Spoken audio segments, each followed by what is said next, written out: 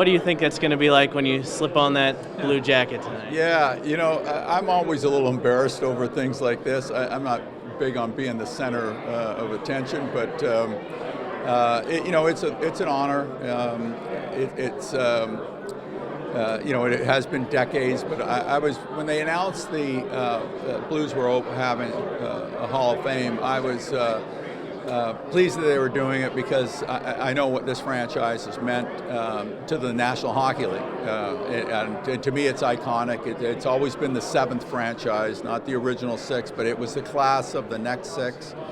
And to be a part of it, and is certainly, it's an honor to be recognized. Every athlete strives for that. As a culmination of a career, and this is a pat on the back for that. And the fact that it is with a franchise like St. Louis and with the great players that played here before me and after me, it's a deeper association to the club.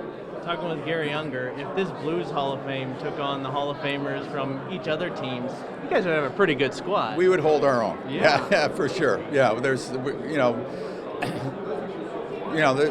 just been lucky here. They've had some great players, and it's just so many. I go back and when they were going to sell the team to Saskatoon, I was in the middle of that, and it has weathered the storm, and more so than the original 6 franchises that haven't had to go through that. So I think it's great, that they take a moment and recognize, because you really don't sometimes recognize how many or realize how many great players played here. Yeah. And to be included in that group is an honor.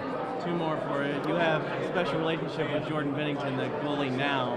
Just how is that more than an agent-client thing? Because he's in the exact same position you were in. Well, there's a lot of similarities, particularly here. It's great. It's having played the game for a long time and had that opportunity. Representing hockey players for me is a little bit different. I know what it means to them. I understand what they're going through, particularly goalies.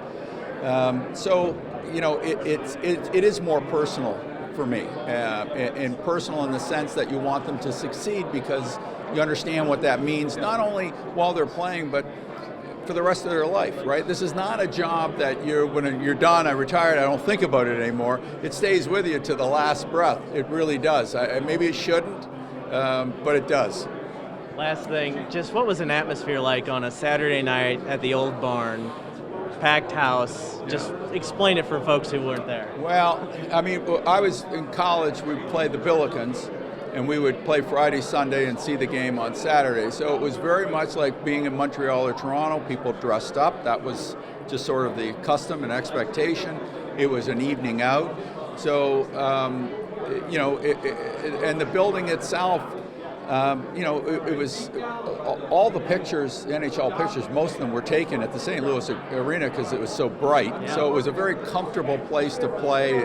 And the people were into it. They were knowledgeable. They learned the game, in the 60s, and when it came here, there was a lot of Montreal Canadian personnel that played here and managed here, Scotty Bowman.